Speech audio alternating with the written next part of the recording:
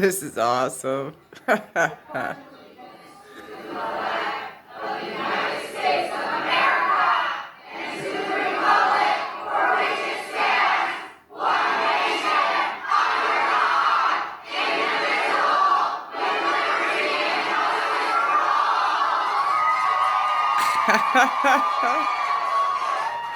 lot of passion in that room. A lot of love for their country.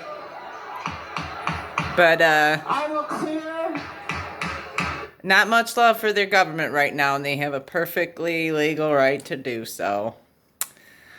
Yeah.